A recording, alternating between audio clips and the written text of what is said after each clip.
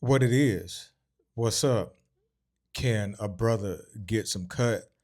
Welcome to another episode of Life is Funny, where me, a retired stand up comedian, talks about the things that I find funny in life. I swear, my fellow comedians can understand what most of us can. When you a comedian, man, everything in life is funny. And yeah, I come from that dark side of comedy. So the things that I really should not be laughing about, I find them funny, man. But yeah, back to the intro. Made me think of the edited version of movies on USA and uh, BT. Yeah, I remember watching the edited version of Juice, and Bishop was like, "Cause I ain't spit, and I ain't never gonna be spit, and you know what? You ain't gonna be spit either." Man, the good old days, man. Where can you find edited versions of movies? I swear there's got to be a whole, might be $1 million idea or $1 billion idea, man. Just a whole streaming service of edited movies. I just give you my 2% if you run with it. But we're gonna go ahead and get right into it. Who do we have first on the docket? And I hate when this happens because I had another idea on some shit that I want to talk about that's not on my notes, but maybe it'll come to me while I'm talking. But yeah, we have a Summer Walker on that Summer Jam screen. Uh, where do I want to start? Let's start with the music. Yeah, that's a good place to start. I was not a fan of this latest album. What is it? Finally over it. I tried to give it a listen. I tried to give that album and Wale's album a listen, and I can I can tell within the first few minutes, seconds, whether the album's gonna be good or not. Like, yo, if that thing don't hit me in the first 5 seconds, and I'm hitting skip. Then if I got to hit skip again, if I got to hit a skip again, I'm like, nah. Like I listened to both of them albums in under 30 seconds because I'm not going to waste my time and I'm not going to force myself into liking an album. I know sometimes people be like, oh, the album just came out. It does not take me that long to figure out whether or not an album is good. Like I do this, I make music, so, and I have a good ear for music. I learn how to play. I mean, here's my music elitism coming out, but I've learned how to play. Let's see, three, four, five instruments. Yeah, in my life, and yeah. Once again, it just don't take me long. My issue with the album is the fact both of the albums. I'm just gonna clump both of them together. They both sound like AI albums. Now, I don't mind listening to an AI album from an AI artist, but if it's going to be a human artist, I want them to sound real. There we go. Both of those albums sounded too perfect. The sonics of those albums, they sounded like Silk Sonic albums. That's the category that I'm gonna start tossing a lot of these albums in. Silk Sonic albums where they just sound too good, too clean. There's no imperfections in them. And I wasn't gonna I'm a production person. When I listen to music, I listen to the music first, lyrics second. And I wasn't taking the time to listen to what Summer had to talk about. Uh Her music has been on the decline because that first album, Over It, that is one of the greatest R&B albums of all time. I think my only knock on that album though was I was kind of tired of hearing him London on the track. But now that we're here on album number 3, I want to hear London on the track. I think I saw somewhere saying that Summer be picking out YouTube beats, and I'm like, yo, Holla at me. I make beats and I put them on YouTube. But a lot of the beats will sound the same. And I as a producer, I cannot stand when somebody is like, yo, can you make a beat that sounds like this? Well, I'll be like, go to that motherfucker and ask them to make that same beat. I'm sounding a little bit jaded, but hey, I could be. But oh, that's what I remember now. All right, let me put this in my notes before I forget. Shedeur Sanders. Okay. All right. Yeah. Yeah. I was not a fan of the album. I tried to listen to it again, and I was reminded of why I wasn't trying to listen to that shit the first time. I'm cool. But Summer made the Summer Jam screen because I guess supposedly she was fucking with Rich the Kid. And I'm thinking, Rich the Kid? I wasn't familiar with your game, homie. But he's got a girlfriend, and Summer just don't give a fuck. She told him to get a burner phone and save her number under Pizza Hut. She needs to get a deal. Speaking of deals, she got a deal with Tinder. Makes sense. Everything is a rollout. Like every single thing is a rollout for something. But Summer is really making the case for Bird of the Year. Really, Bird of the Year. We need to have. I think we might do that at the end of the year. Bird of the Year. Who are the top birds of the year? We had Summer. We got Christian Rock. Uh, Hazel E. She's an old bird. I gotta go look through the birds of candidate. Yeah, the bird candidates, the bandidates. But it's hilarious because Summer on album number 2, what was it? Still Over It, and she had the interlude talking about how she learned and she healed, and the bitch don't want to take accountability. Like I said, these spiritual women will blame the stars before they blame themselves.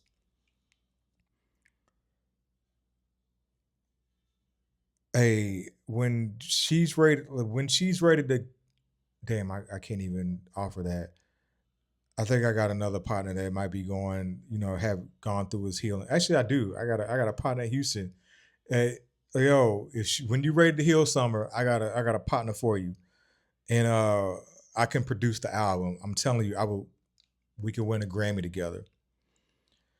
But of course, you got. I think I saw a TikTok video where this woman talked about how Summer is in her villain era. Like, oh well, if that's what you think. But somebody posted Summer's roster. I was like, you let Terry hit the classic. You let that nigga hit line. Post Summer. She'll figure it out, or maybe she won't. I actually met Summer one time. I was at the Publix by my old apartment, and over by the sandwich line. Man, I used to be addicted to those Publix subs. Man, those chicken tender subs, crack, man. And I saw her in the line. She was wearing a hoodie, and I was looking. I was like, "Who was that, Summer?" And I didn't want to be all up in her face because I try to give. Damn, speaking of be all up in her face, I had another topic. We're gonna get through some of these motherfuckers quick though. Teanna Trump. But yeah, I didn't want to be all up in her face. I was just like, "Yo, you Summer?" She was like, "Yeah." And I kept it moving. But running across celebrities in Atlanta, that's really nothing. You're gonna run across a celebrity on a random Tuesday in Atlanta. But yeah, shout out to Summer. I like her first album,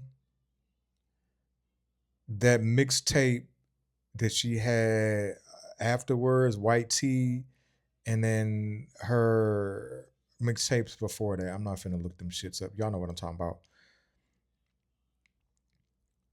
Where do I want to go after this? Got Summer Walker. Let's stay in Atlanta. Shout out to Atlanta, man. My old stomping grounds. I lived there for 8 years of my life. Good times, good times. But the AUC, the Atlanta University Center, is in the news for not very good reasons. There is a video out there on the TikTok of a Morehouse man choking the fuck out of a young lady that attends Clark Atlanta University. It's the illustrious Clark Atlanta University, and where they teach us to find a way or make one. And that young lady found her way on the business end of a rear naked choke.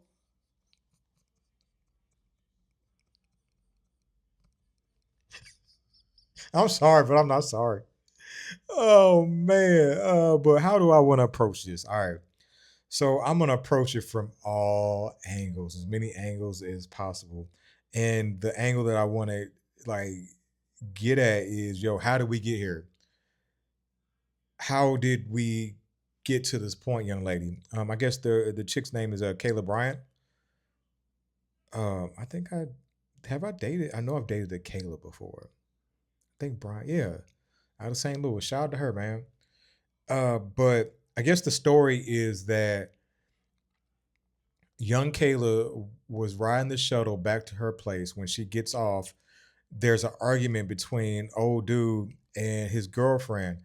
Uh, suppose like I'm just going off of what I've seen on TikTok. Like I don't know jack fact about any of this shit. But yeah, supposedly her shoes, Kayla's shoes got stepped on. She wanted an apology, and then the two young ladies start arguing. A fight breaks out. Kayla got them hands, and she gives old girl the beats, and so old dude has to jump in, and he goes a tad bit too far, end up choking Kayla, and is audibly said, "I'm gonna kill you, bitch," or something like that. Some of the K word was in there, and so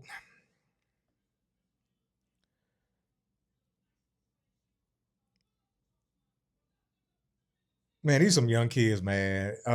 Honestly, there's 19, well, 18, 19, eight between the 18 and 21. I don't know the exact ages. It's all like Kayla shoulda, woulda, coulda, just kept it moving, not really tripped off of needing an apology. But they teaching these kids to stand on business. You gotta stand on business. Uh and then it didn't need to escalate to a point where there's a fight going on. But I'm going to holler at this Morehouse man, man to man, and I know my track record with domestic violence is rather sketchy. You can ask my ex-wife. I didn't try to I didn't choke her. Let me take accountability. I didn't choke my ex-wife out a couple times, so I'm an expert on this situation. I swear, man, I need to have the video behind me, and I can be like John Madden, circling shit. And see, so boom, when he puts around right at the back of her throat and all that, and so yeah, he should have slide here, should have done here and all that.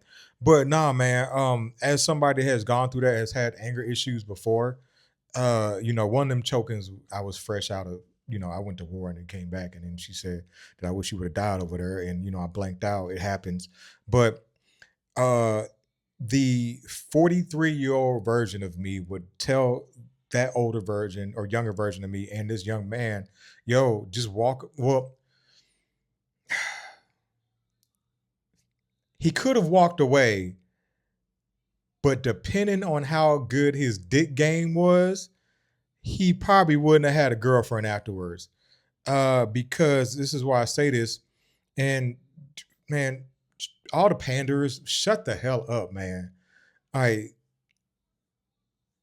I feel like we got to keep a little bit of misogyny alive, but all this pandering, talking about, oh, they need to throw him under the jail and all this yada yada yada.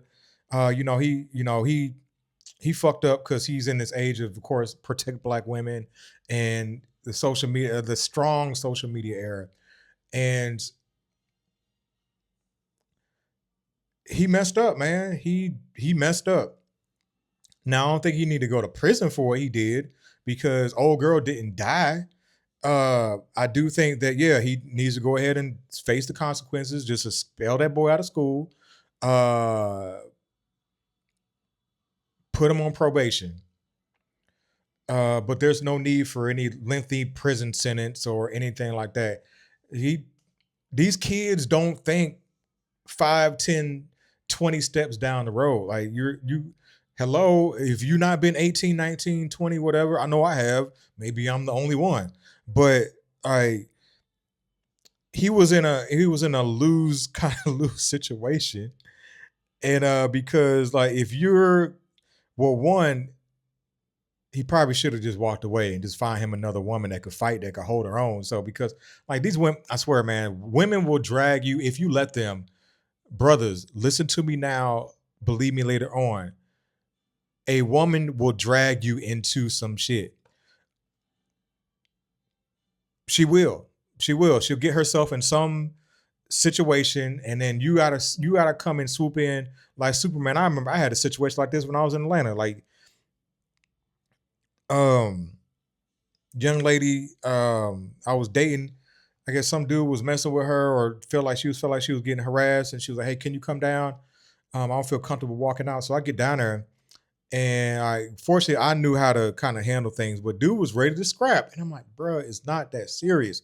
But with this one, like he let his emotions get the best of him, his all them hormones, and he took it too far. Like, bro, why are you?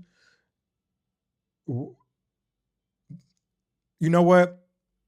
I don't know if this dude got a father in the home, but he need a real father in the home to teach these kids some de-escalation tactics. Like, yo, Morehouse, Clark, Atlanta, even Spelman, holla at me. Um, for the low price of at least, let me see what I charge you. They would have to pay for my transportation. I'll think of the fee later, but I would so teach these kids how to de-escalate situations because they're not. It's not that serious, and that's what is going to suck for him later down the road. He's going to realize, hopefully, he realizes later it wasn't that serious in the first place. But hey, his dumbass had a bitch that couldn't fight, and so she got her ass whooped, and she got the beats on her, and then Kayla got it in a chokehold. That's all that happened. I hated that it happened. It's on video. So, and of course, it was off campus, by the way. But Morehouse had to put out a statement. Clark Atlanta had to put out a statement, and of course, the Think Peace Warriors, they had to dissect it all. But basically, when it comes down to it, all the parties that involved were wrong. It's just degrees of wrongness. But hey, this is what happens when they say you're young and your frontal lobe isn't fully developed. But hey, life happens. Let's go ahead and keep it moving. Let me see what we got after here. Let me see. Let's go ahead and go to Shedeur Mania. That's where I wanted to go. See, I knew it was gonna come back to me. So shout out to Shedeur Sanders, led the Browns to a win over the scrubby Raiders. uh yeah, the Raiders, Pete Carroll was so mad. It was like, hey, yo, get Brian, no, get is it Brian Kelly, who was it, one of them white dudes. It was all like, hey, you gotta go home, man. And when it comes to Shador, this is pretty much Tebow 2.0, the black Tebow, because you got so many elements. It's Shedeur Sanders is so polarizing, and it's turning into a civil war because you got the blacks versus the whites and Jason Whitlock because he's on that side. But hey, big ups to Shador. I'm rooting for him. And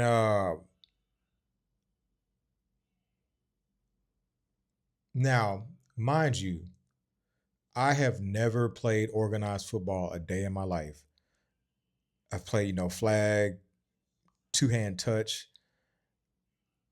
But for whatever reason, I have the ability to look at a quarterback and just be like, yo, that ain't like he ain't it.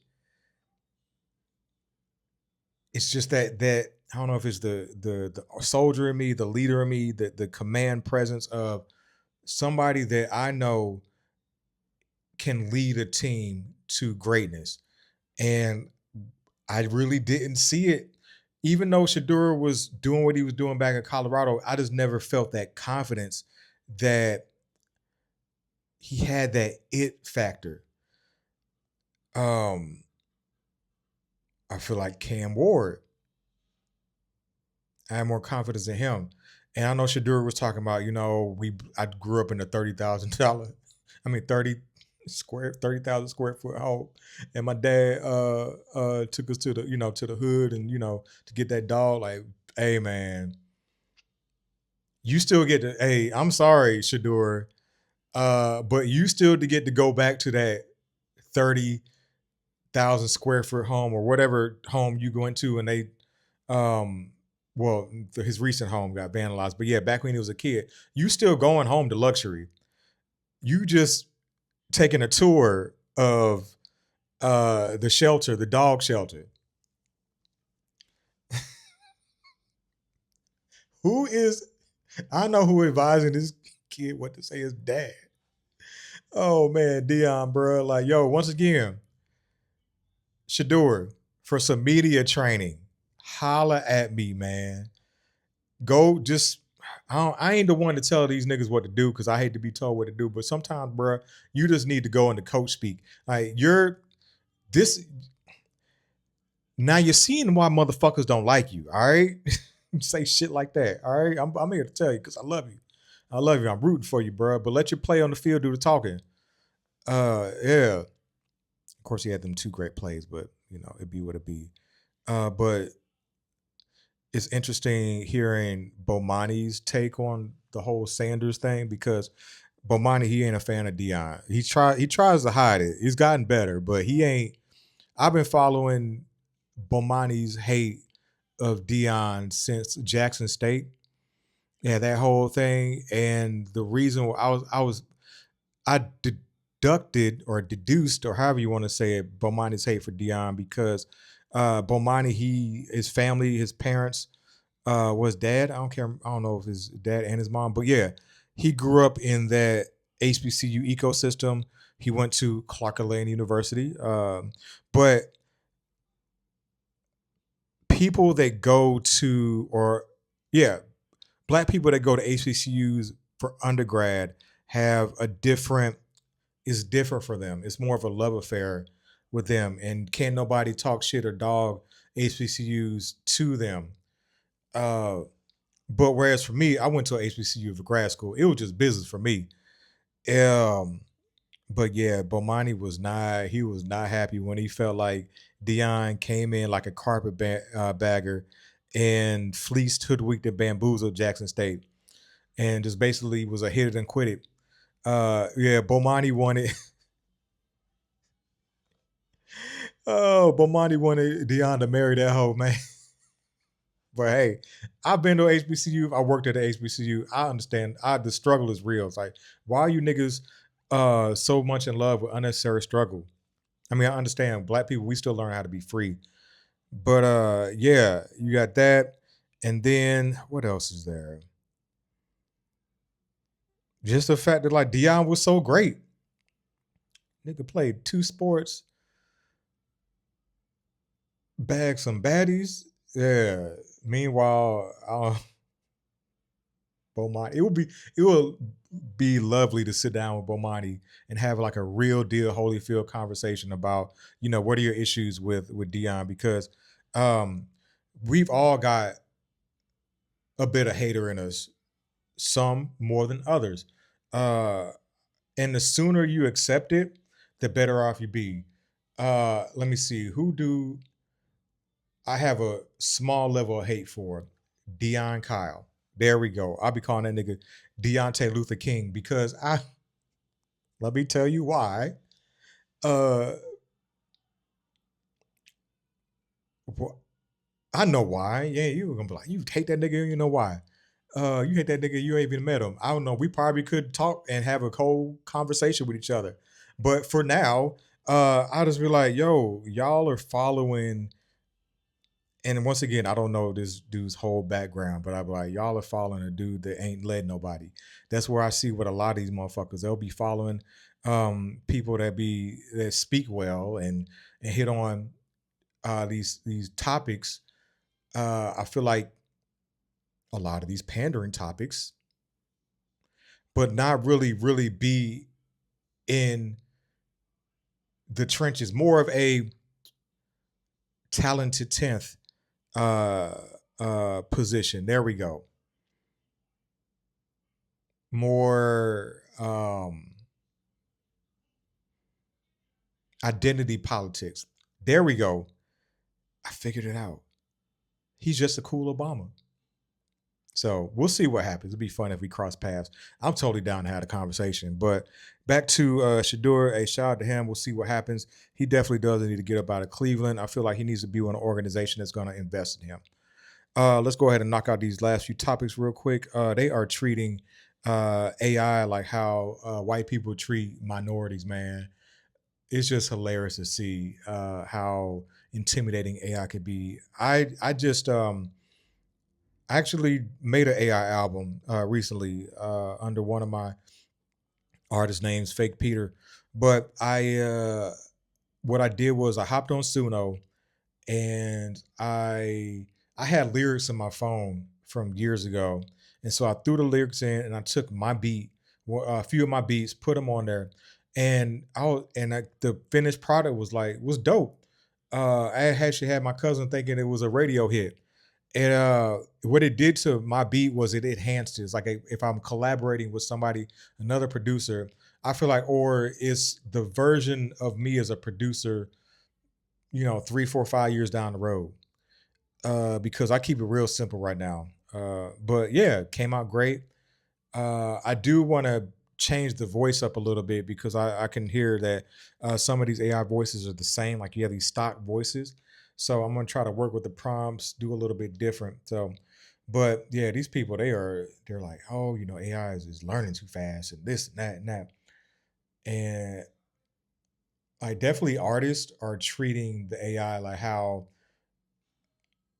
they were treating Basquiat's art, like this whole division of fine art versus like that's not real art. Like, shut the fuck up, man. Get paid, young nigga. Get paid. Let me see what else we got. We got Teanna Trump. Shout out to her. Have I told my Teanna Trump story on here? Yeah, I met her at yoga a while back, and she provided the voice for my what's that thing called? My producer tab. And the soccer player wifed her up pretty much. They've been together like it's been 1.5 years. Like shout out to him. But we are seeing more and more of these reformed hoes locking down athletes because they got the money for it. It's the only way you're gonna really lock it down. Like you gotta be able to outbid your competition. And a soccer player, oh yeah, he got it. Uh There we go. Have we talked about Meg again? Yeah, with Clay Thompson. I think I've talked about. I don't know. Maybe I have. I didn't. But I'm gonna die on this hill. But Tory Lanez did not shoot Meg. Nobody shot Meg. I was thinking of now Kelsey shot at Meg, or Kelsey shot, but she didn't. Meg was not shot. Meg stepped on some glass, and Meg will not know peace until Tory is free. Poor Meg is going after that poor Milagro chick. Like, man, for real. And then the story of her not wanting to be in Call of Duty because she was a shootable character. Like, what did you think happened in Call of Duty? But hey, she being the Slim Charles of the game and the whole, if it's a lie, we got to fight on that lie. But hey, we got to fight. But yeah, back to Teanna Trump. Hey man, he getting that good head for life, or however long they stick it out. Let me see what else is there. We got two news stories that I need to read, and then we're gonna close this thing on out because it's getting late. Where's the story? We have. Oh man, yeah, the story about Zerbab Ali, Simi Valley man found guilty. Let me switch these around. Let me repeat that. Yeah, Simi Valley man found guilty for murdering his ex-wife, burying her, then digging her up and having relations with the corpse. The brief: Zerbab Ali, 28, was found guilty on first-degree murder for stabbing his estranged wife, uh, Rachel Castillo, to death in Simi Valley in November 2022. Ali confessed to murdering Castillo, burying her body in a shallow grave, then digging it up to have relations with the corpse.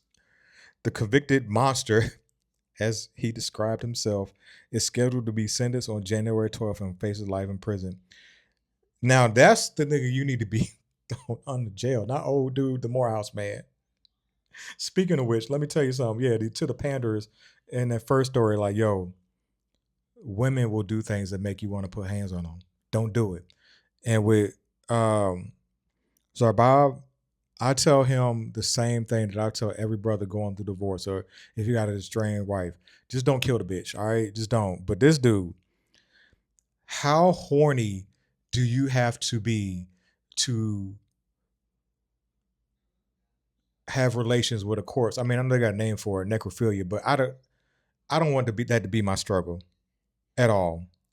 And speaking of struggle, let's go ahead and read this last article. Missing high school football coach wanted on criminal charges. Uh, Damn, I thought it was more in depth about that.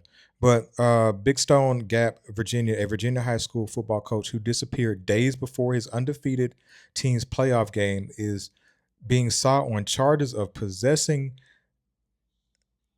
I got to say this without getting flagged. Basically, he was a PDF file. There we go. If you know, you know.